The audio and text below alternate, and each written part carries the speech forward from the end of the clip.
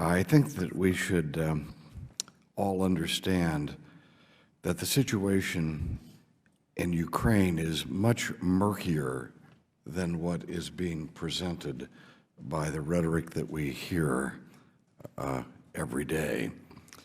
This is not simply a case of Russian aggression. This all began. When did this crisis begin? When did the chaos that we see begin?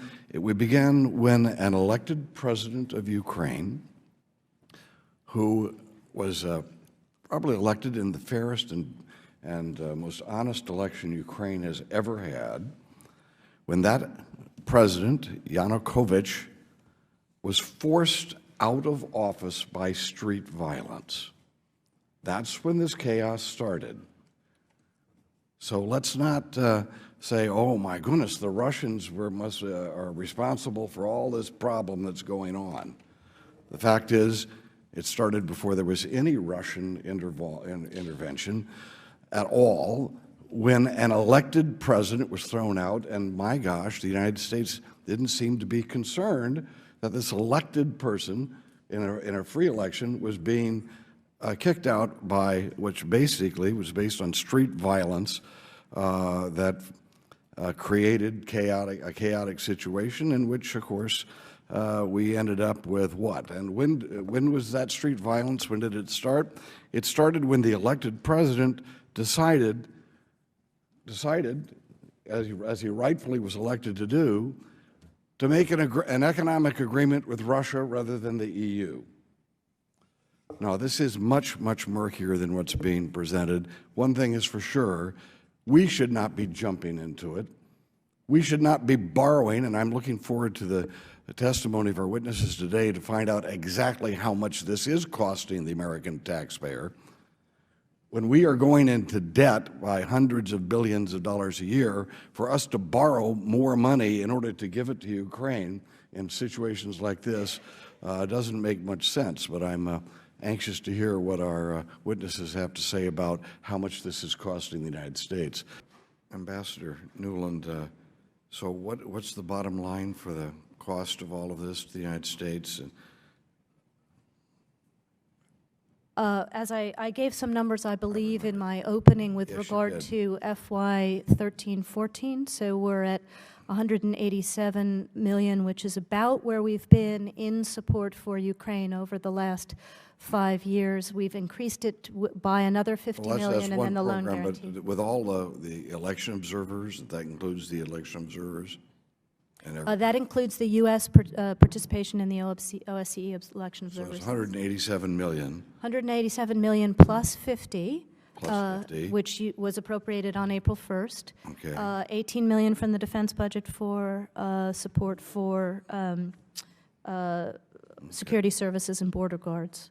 But it's not that much more, with the exception of the 50 million, than what we've been spending in Ukraine over the years. Have we signed on into something with World Bank, guaranteeing any loans, for example? So, as you know, you've appropriated the, you've authorized the $1 billion loan guarantee, which scores at 400 million for the Treasury. With regard to the World Bank, they're just at the beginning of what they might be able to do to support. So I'm not aware of any new loans that they've executed. I think they're going to wait and see how the elections go. Okay, so we spent about 200 million, and we've got 400 million that we've scored for the guaranteeing of that loan. Which will come back to the U.S. Treasury when the loan is paid back, as you know. Right, when the loan is paid back. With interest. Right. Shall we all hold our breath for that? So do we have preferential payback then? Does that mean that all the other bills that the Ukrainian government owns, they're going to have to pay us that 400 million first? Congressman, we'll have to get you the details on exactly what the terms of this are. I think it's with the Treasury to do. I think that we know what the answer to that is, but I'd be happy to get it officially. Let me ask you this. When we're talking about the election, the best observed election, Yanukovych, of course, was someone who was elected the last time, very well-observed election, I might add, Matter of fact, Chris Smith was there observing that election, gave that election a very big plus. Yanukovych was elected, so he does represent a significant point of view in that country. Is there someone from his party who is going to be on the ballot? In fact, his party, the Party of Regions, is fielding 4 of the 23 candidates who are registered. Communists are also there. Every single color of the political spectrum in Ukraine and every region is represented among the 23 candidates. So there's somebody for everybody to vote for. So it's better, it's more than just the best observed election, it's a legitimate election. That is what the OSCE assesses. Right. Well, we did have an election, we did have a legitimate election before, and the elected president was removed after we had major street violence in reaction to his decision of going with an economic agreement with Russia rather than the EU. About that street violence that happened that led to this Mr. Yanukovych's removal,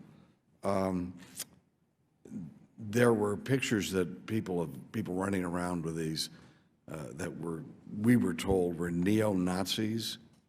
Were there neo-Nazis in those Everett Street violence that led to Mr. Yanukovych's removal? First of all, the vast majority of those who participated on the Maidan were peaceful protesters.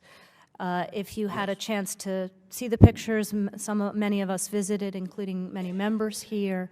There were mothers and grandmothers and veterans. Let me note that I have. However, before you go on, I saw those pictures as well. I also saw a lot of pictures of people throwing firebombs at groups of policemen who were huddled over in a corner, where people shooting into the ranks of police. So yes, there were mothers with flowers, but there were also very dangerous street fighters who were engaged in those demonstrations. The question is, were there neo-Nazi groups involved in that?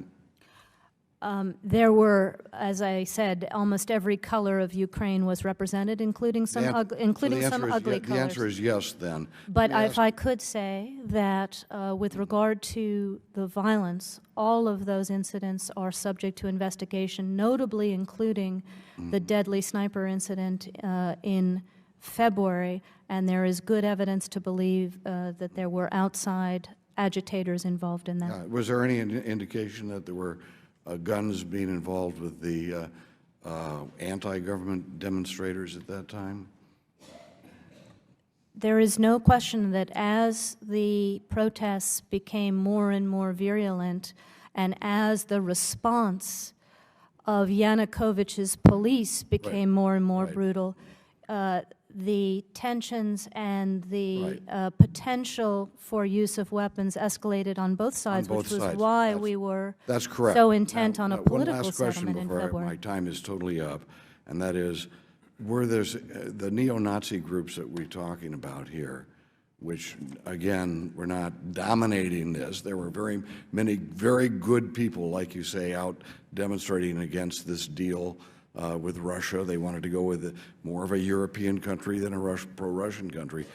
But those people who were not the good guys, but were part of that effort to push that country in that direction, were any of those neo-Nazi groups affiliated with any other Nazi groups in other countries? Congressman, what I can tell you, I don't know what the answer to that specific question with regard to the early period is. What I can tell you is that in the violence and separatism that we have seen in the recent months, we've also seen recruiting on the neo-Nazi and fascist sites in Russia for volunteers to go participate in the seizing of buildings in eastern Ukraine, and the Ukrainians report stopping very large numbers of such people at the Ukrainian-Russian border. Well, I'm sure, but you haven't seen any evidence that there are people in Western Europe, neo-Nazi groups, that were supporting their brothers in Ukraine. I don't have any information to corroborate that, but I would refer you to the Ukrainians as they investigate these incidents of violence. Thank you.